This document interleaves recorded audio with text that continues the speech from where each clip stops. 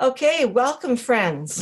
Welcome to Talking Tribe with Friends. And we are going to, we're excited about having this call with everybody. And we know that some people are going to be listening to this recording later. And, but first we want to welcome everybody, even those of you who aren't on the call live, because we're going to ask a big question here. And that is, how can we have more intimacy and connection in our lives? And what does it mean to talk about this, about the idea of tribe with our friends? So we just want to welcome you. This particular Thursday, Bill and I are going to be talking, and we're going to be doing a little bit of a guided visualization in the beginning. And also we're looking at this as kind of like a laboratory of inquiry. I want to ask people to take notes, and then they can bring some of their questions forward at the last part of it when I'll unmute everybody. So we have some wonderful people that are on the call or listening. And Bill, why don't you? Hello and welcome. We have like 17 people that have indicated they want. Yeah, this is Zoe's creation. Zoe is our tech genius in our team, and she's actually figured out how to do these Zoom calls and how to put together the invitation. She's been awesome. And we've got 17 people, including Harvey, Dexter, Dimitri and Fawn, Patrick, William, and Francis and Sharon, who are right here, Jane, Cynthia, Beverly, Robert, Eric, Peter and Rhonda, Frank and Lynn. So again, welcome everybody. And as we come into this call, I'm bringing the question forward because questions are so powerful. And the question is, what more is possible? And we're asking this big question as we step into this, looking at reaching out and having conversations with friends about this. So one of the questions also is, do I have even more than I think is possible? What about that? And that is part of kind of stepping into this consciousness that we're bringing to people, that in a time of challenge and so much conditioning by our culture to keep us in separation and isolation, we're seeing the possibility through our model, which is where everybody's still living in their own home, but building a very intentional community, is to recognize that we have even more than we thought was possible. And I had an experience the other day where one of the members of our tribe was running for a public office, and we've been helping him a lot this last year. Yep, out there knocking on doors, we're really passionate about it. And writing letters for him. Anyway, we were there at this big gathering downtown where we were waiting for election results, and pretty soon in the evening, suddenly it was announced that he won. And he began his speech, and the first thing he said about it in his speech was, "I want to acknowledge my tribe for all the support and connection they've given me." And it was just an oh wow moment for me. I went, I really do have more support than I thought. And it was like a little girl's voice inside my inner innocent one going, wow, he said that in front of all these people. And look, I have that too. And then my mind started kicking in. That went, oh yeah, but we've got to do this and we've got to do that. We've got to make sure this problem is handled, and wonder if that doesn't work out. But I was able to allow my mind and allow my feelings to bubble up, and to have that recognition that there was far more support than I even knew was possible, and recognize it and acknowledge it. And that's really important to acknowledge. So, I think as we move into this inquiry, it really has to do a lot with the kind of questions we ask ourselves. And the questions are very important, how we ask questions. Do we ask them out of abundance, or do we ask them out of scarcity?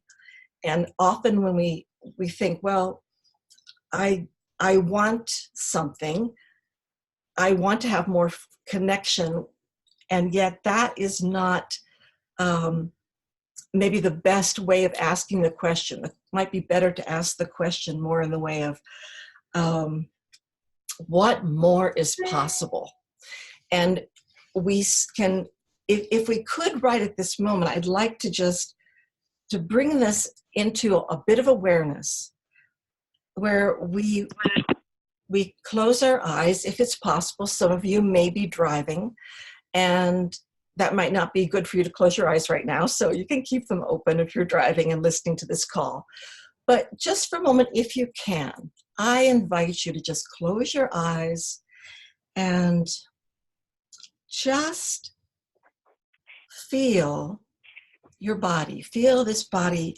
Feel what you're sitting on, and how you're sitting on a chair or maybe a couch, and just have your body and have what you're sitting on, and then have the ground underneath you, and expand even all around you out, and so that you can have the room that you're in. And beyond that, reach out into the sky and stretch out and move out into having the atmosphere around you, the trees around you, your neighborhood, wherever you are. And go beyond that to actually having the stars, the sun, the universe. And just notice that whatever you put your attention on is you. It's part of you. You can have this. And your body, as you're expanding, is the vessel that's holding you, but you are actually larger than your body. You are this energetic presence, this energetic body. And whatever you think of and imagine, you can have that. That can contribute to you. It's supporting you. Just like the chair, when you really have it, is supporting you. And your body is supporting you. So let our lives be guided by this awareness that's beyond thinking. And this awareness, acknowledging your physical presence, your physical body, while you're expanding your awareness. And you can acknowledge how spacious you are by acknowledging that you are having it. And now turn it up even more. Here we are, we're talking about this big question about how to go out into the world with the energy of invitation. And we can have that from a place of choice. We can be delighted by this possibility. We can be fulfilled, and we can expand how we view the universe contributing to us, and how we can contribute to the universe. So that even in this time of change and isolation, we can see how connected we are to ourselves and to others. So we have this huge network of abundance to guide us. So maybe in this energetic place, you can go out to those people who, when you think about talking tribe with your friends, you can see their faces before you. And you can see, you can tickle them with this energy. You can hold them with this loving presence that you're going to expend out towards them. And know that you have this infinite resource to be fulfilled and to reach out, because you are learning to look at things from a point of view of the question of what more is possible. So I'm going to invite you now to bring that awareness back to this room. Maybe you can touch your face with a certain kind of gentleness and kindness, with an awareness that maybe you didn't even know was possible today, as you look at what more is possible. Mm. So we're going to bring us back to this room and to this call. And here we are, we're asking this question of how can we contribute more to ourselves? How can we receive more? And how can we contribute more to others who might want to join us in this inquiry of how we can be coming into more intimacy and connection, which is the goal of our particular tribe. You know, that is a really good place to start with this. This process is to know that if you're deciding to be a champion or a founder of a tribe for you, for your life, you are bringing an incredible gift to the people around you, to your old friends. You're taking responsibility for creating something magnificent for them as you're creating it for yourself. So you notice I started with the suggestion that as somebody who is here to become a champion, really, to become a founder, to take responsibility for holding what we call the sovereign energy until your tribe manifests. That within that is this enormous gift that you're bringing forward. So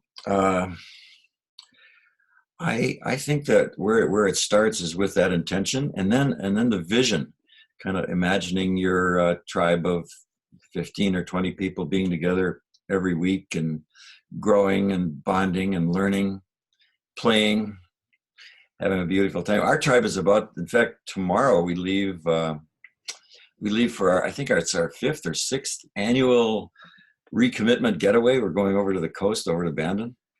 And we've got this huge house that's got 20 beds. We use them all, boy. Everybody comes to this event every year. So, I kind of offer you that as a vision of what's possible.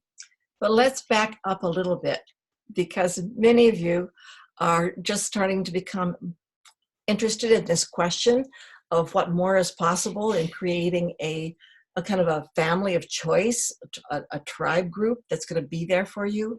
And when we started building this community idea and going out and trying to create something different than when people usually talk about having an intentional community that was residential, we're talking about the possibility of let's make it work, let's make it practical. And when we began, we of course did so many things that didn't work. And one of those things is we would gather a group of people and we would say, all right, everybody, would people like to have a committed community? And we'll get together every week. And the people says, oh yeah, sure, definitely. And that was really the last time that group ever met for that serious discussion. So we learned that doing this so many different times, that one of the secrets of talking about tribe with your friends is it's an individual one-on-one conversation. Mm-hmm. It's a very intimate thing that you're talking about. Basically saying, do you want to join up with me? And I'm going to hold space for us for a period of time until we're no longer going to be the founders of this. And we're going to all create something together with equal voice. So what we learned is that community, this is our big secret, community is you and me, and that's it. All individual relationships. So this part of the thing, which is how to talk to your friends, is so individual. It's so personal that, so your home, you're in a geographical area where you're going to stay, and you've been there nurturing relationships for 5 or 10 or 20 years. So you choose the ones that you think you might want to be with in a real close way, and then just get together, have lunch, take a walk. And in the course of that, share something kind of gently like, I've been thinking about a really bonded community, and you're somebody that I wanted to talk to about this, and here's my vision is that our we might just call it a tribe, could be 15 or 20 people, and we could meet regularly, and it would really be a catalyst for building intimacy and security and a kind of a sense of belonging and safety.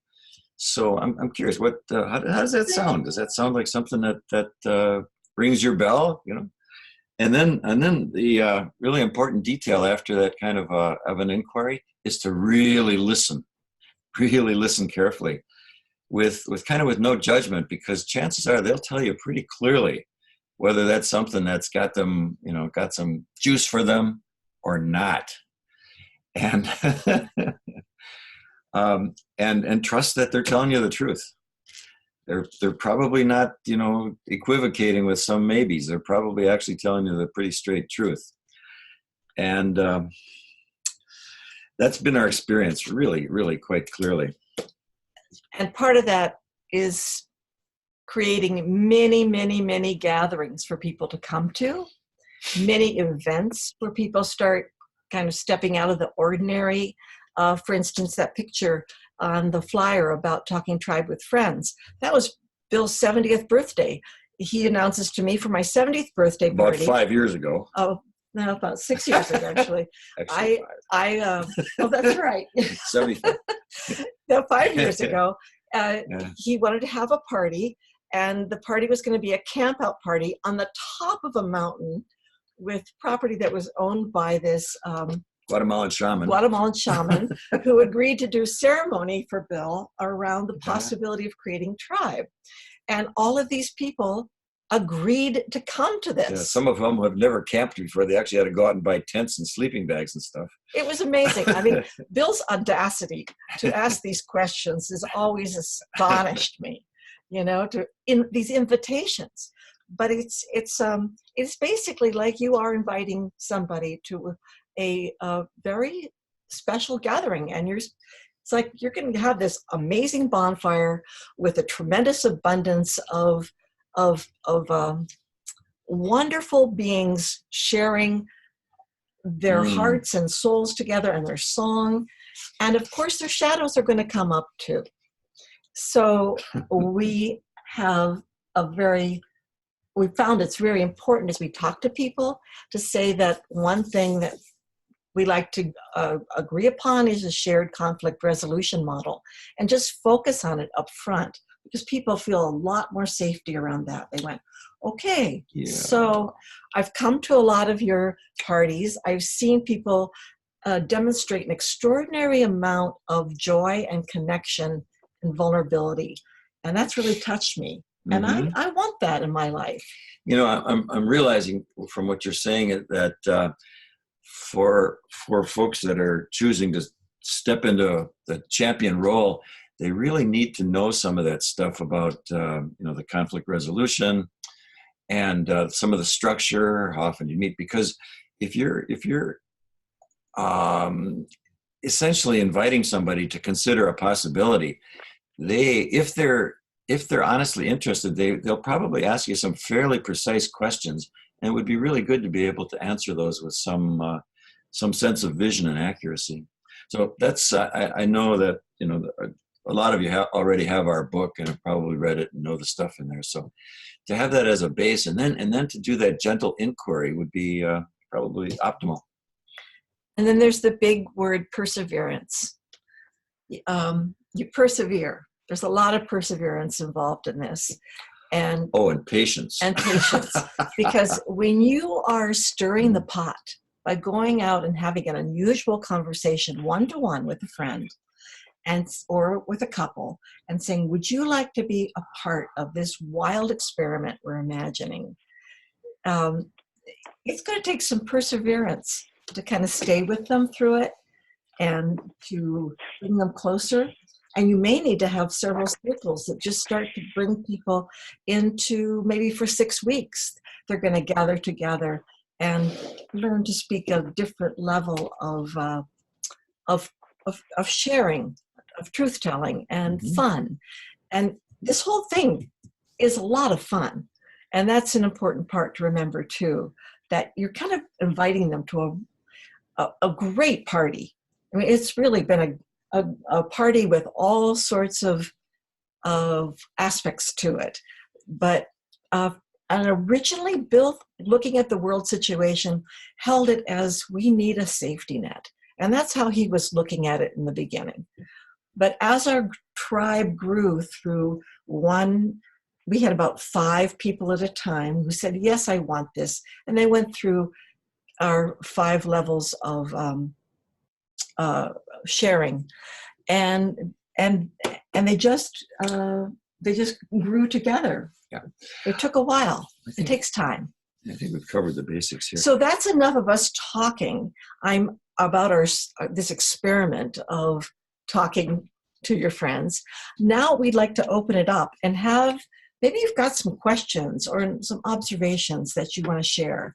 So I'm going to just *6 to mute yourself, or just click unmute yourself. And who's the first person who would like to speak? Unmute all right there. I don't want to mute everybody. Can you just unmute yourself? No, I think if you've got this muted, it's going to be muted for everybody. So, who's ready with a share? See if you can unmute yourself. Frank.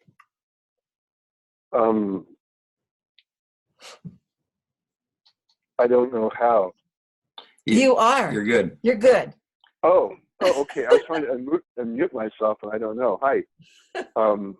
I really enjoy Yes, then. thinking along this way, because my wife and I have talked about something like this. And just full disclosure, I'm helping Bill and Zoe with their crowdfunding campaign. Yeah, he's been a great coach. Good to see you. Thank you. And I want to see this campaign succeed.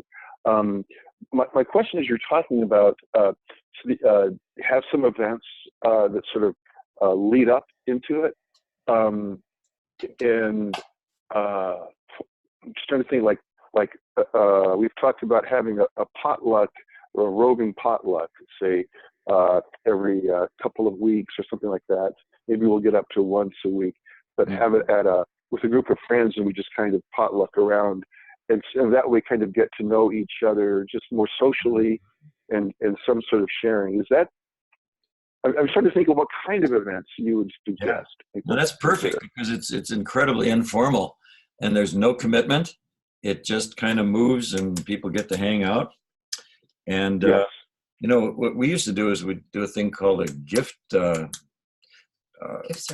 circle, in which we'd do a potluck, and then everybody would circle up and say what they kind of needed or wanted from the other people.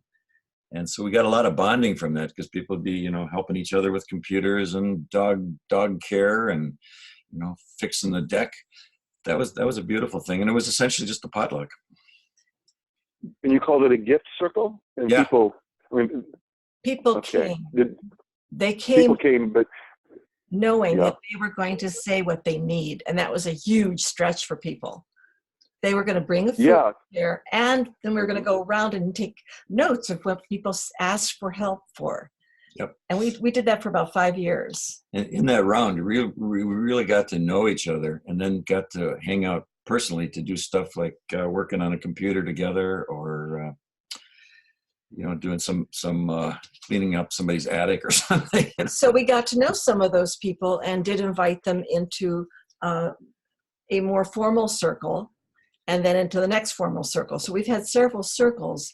It can be a gradual thing. That's a good way to start. Thank you. Yeah. Thank you. You're welcome, Frank. Anybody else?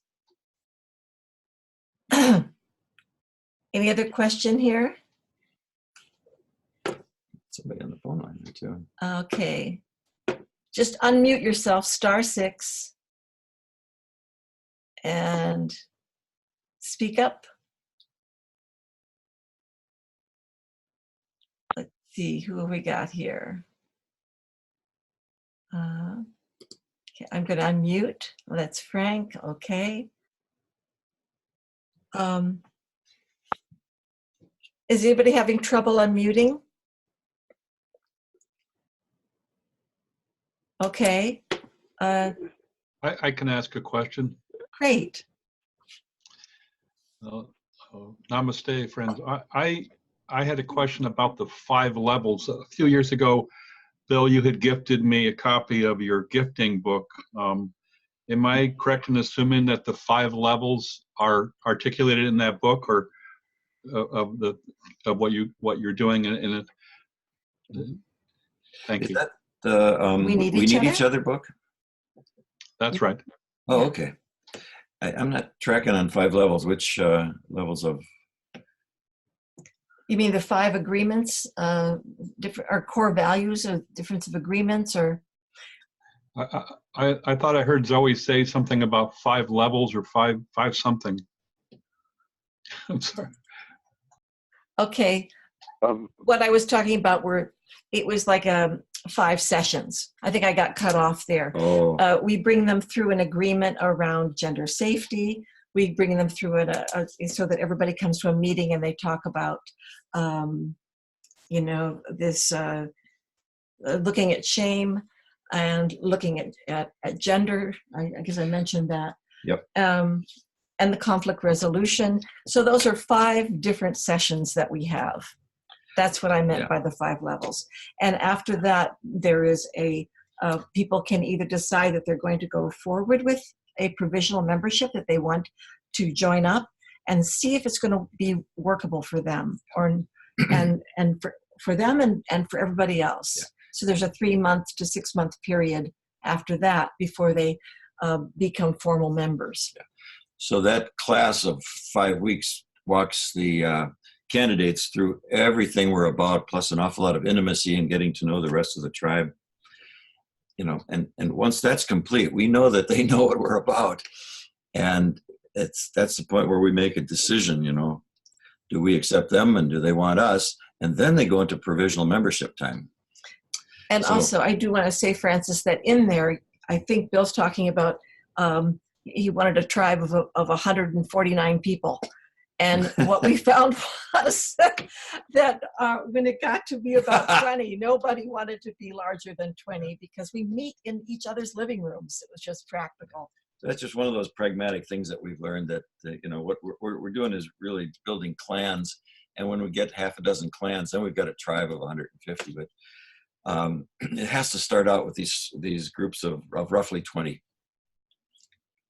So am I correct in assuming at these 5 levels or these 5 stages that you bring people through, there's tuition, people are paying a tuition to go through each one, is that correct? Not at all. No, this is all about gifting. It's all about building, a situation that actually has no money. It's about gifting each other, learning to love each other. And the 5 sessions they're like training sessions. They're like basic communication skills, conflict resolution, intimacy work, gender safety, that stuff. And what we found is that if some of these things were so challenging that we needed to do coaching. And that's where we do charge money for that. But we were reluctant to do it for a long time, but we found it really, really makes a difference in helping walk people through the obstacles of going through all the stages. In Rhonda, fact, if you go to our website, there's a beautiful 9-minute video of Peter and Rhonda talking about having been coached. It's really lovely. Yeah. So does that answer your question, Francis? Yeah, quite well. And I'm just, I was grateful to hear you bring up the word clan, because I just personally, the word tribe it's a trigger for me, because I have the privilege for a long time of being a member of the MKP LKS here now in Connecticut, and we've been going through this very strong process around cultural appropriation, and it's my stuff. I just just saying. So part of where I'm at, and I just want to say this small piece, and then I would love to hear from Peter, Rhonda, or anybody else who can. I will take my homework assignment, friends, to go on and watch the video. But I wouldn't say that I'm sitting here sharing this beside me, and I'm working on a clan of 2. Yeah, that's where it starts. That's where it starts. I'm so thankful that she and I are sitting here together, and I'm 63 and engaged to be married for the first time, and I'm gonna hit the mute button now. That's Congratulations, Yeah. and thank you for sharing. that's actually very significant because a couple really has to be in high alignment. And then if they are in alignment, they are the champions, and then they can begin to reach out to others a little bit at a time, one person at a time, maybe to another couple. It's that organic. Yeah, and the champion really needs an ally, and the ally really needs a champion to make this work. We're going to do this again next week, same time, and Peter and Rhonda are going to be with us as special guests. Yeah. So thank you, everybody. I would like to, I'm going to unmute everybody, and I'm going to mute all here. This is new for me, doing all of this. Yeah, she's in a big learning curve. Okay, big learning curve here. And let's just, could we shout out, I have more than I think. I have more than I think I have. And I have more than I think I have. okay, we're gonna do 1, 2, 3. We'll all shout it together. I have more I have more than I think I have. All right, thank you everybody for joining us. And we'll hopefully see everybody next time. I'll send out the recording to you. Blessings. All right, send you an email. Thank you very much. Bye for now. Bye.